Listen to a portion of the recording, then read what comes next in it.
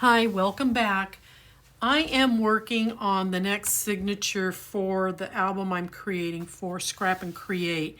Now, I had already made this signature and discovered at the very end that I made a very critical mistake. So I will walk you through how I built this, but you're not gonna get the full video of me putting it together.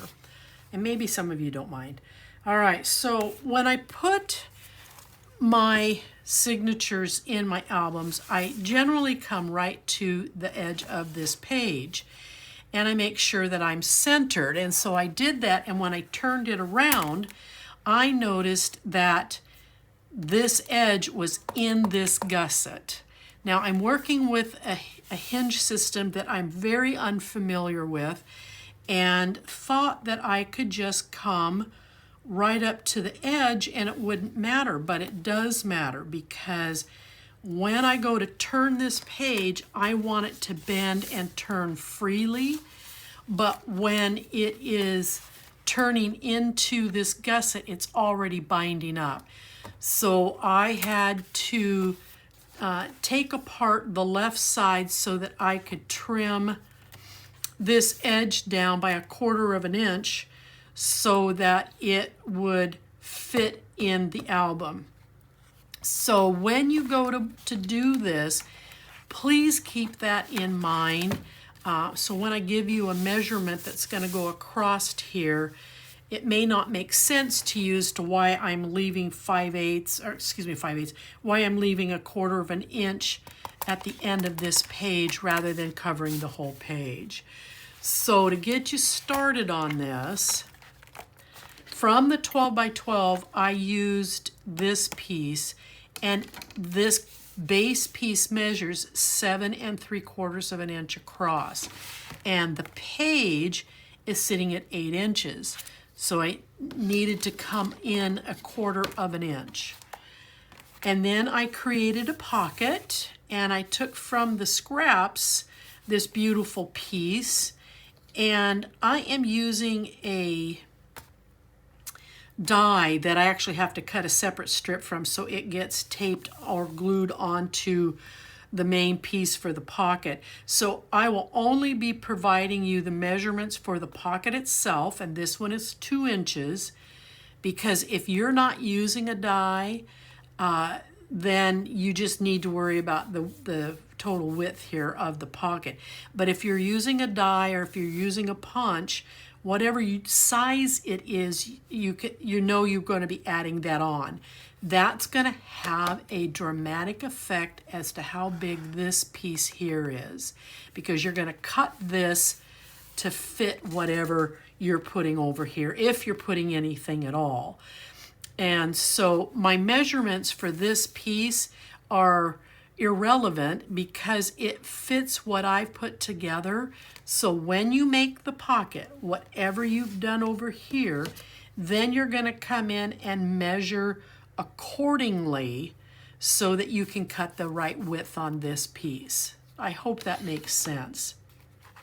Then I went to the sticker sheet, pulled off this sticker, put it on black cardstock, and I put it in place. From the rub-ons, I found this beautiful one.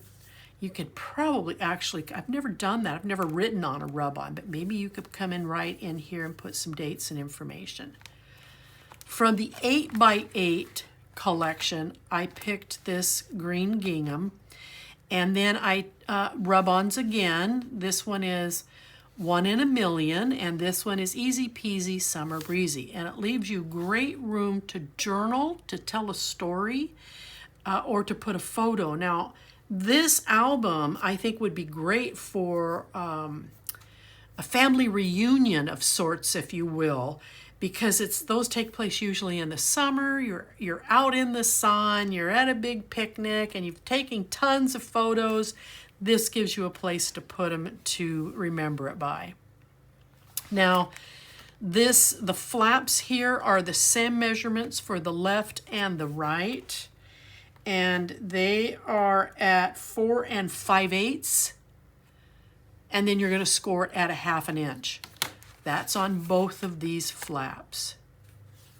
4 5/8, scoring it at a 1/2 inch. And this is 8 inches, so this is going to be a repeat measurement going through. Then on this side, also from the 8 by 8 collection, I picked this beautiful, bright, lovely little piece. And then I cut these pieces to fit. Now, I like to see just a little bit of a black border. Some of you might want to see a wider border.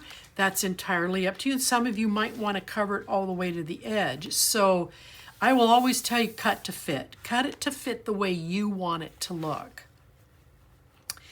So in here from the 8 by 8s, we put down this pattern piece, and then from the scraps, I pulled out this black gingham, if you will, and then from the sticker sheets, I pulled off the row of watermelons and put it just down here on the bottom.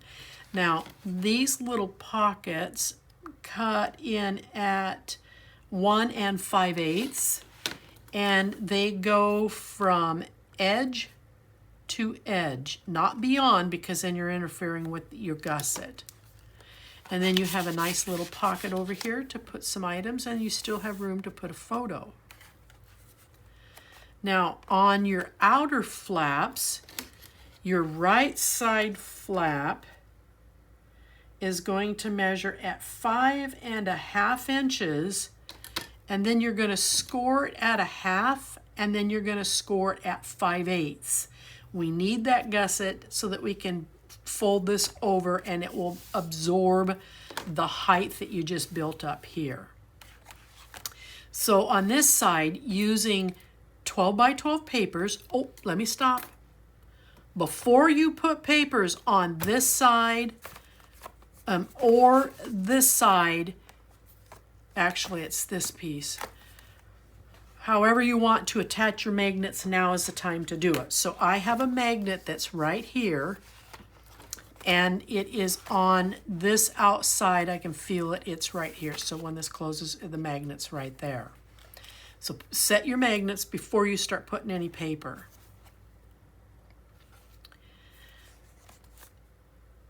So on this side, after you get that magnet situation done, I took one of the chipboard pieces that says easy peasy summer breezy. I put it up here to kind of break up the red and the green with the watermelon. And then from the sticker sheet, I grabbed the bicycle, love bicycles. And then I backed it on black cardstock so that it could stand off of this piece here. And as you can see, I created a tuck with it. I just simply tacked down the 2 wheels right about here, and then you've got a nice little tuck. And then on this side, this is the other piece off of that 12 by 12.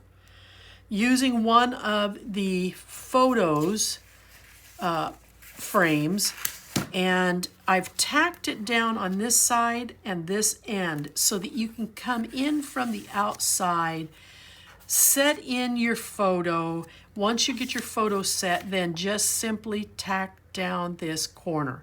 You don't necessarily need to tack down that whole thing or here. Just this is well enough, will hold it down. But that also allows you, if you want to change the photo out down the road a ways, all you got to do is take the tape to something that's going to lift that tape, like undo, and then you can pull out your photo and reset a new one. And then out here, this is from the 12 by 12 collection, this piece, and it is the reverse side to this one. And I put in a rub-on up here in the corner to kind of give it an accent. And then this down here is 2 of those cards, cutout cards, that are together, but I scored down the middle, added a little magnet, mounted it on black cardstock so that you can come in here and journal the event. And then I just simply taped it so that it also services as a tuck. And you still have room to put a photo, or you can do all kinds of journaling if you wish. And then out here on the front, I pulled off the sticker sheet, mounted it as well on black cardstock so that it would stand up off the page, and then I just glued the entire piece down. So that is the signature that's going in right here. Now I need to turn this so that I can see how I'm setting this into the album, and I need to make sure that this is all going in the right direction. So I'll try my best to keep this in screen. So I'm going to come right up to this edge right here. In fact, it might help if I had a little bit of contrasting color so that I could see it just a little bit better. Oh no. Okay, so I'm going to come right up to this edge. I'm going to make sure that I'm even on my right hand and my left hand, that it's not coming on twisted. And then I will commit it.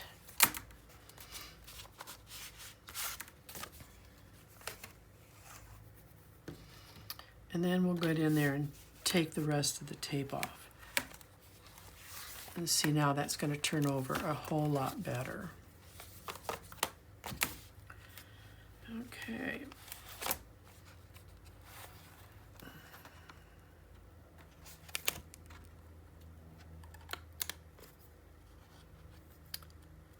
Come on. I'm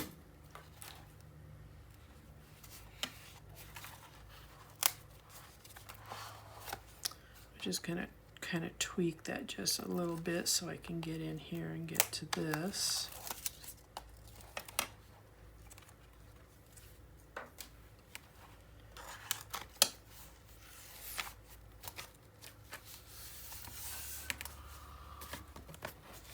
And then I'll come around here and take off this last strip of tape if I can get in there and get to it. I apologize if I'm off camera, but is it really important for you to see me tearing out tape? All right, so there we go. And I apologize that you did not get to see the complete build putting this together. But if you have any questions on the measurements, please reach out to me.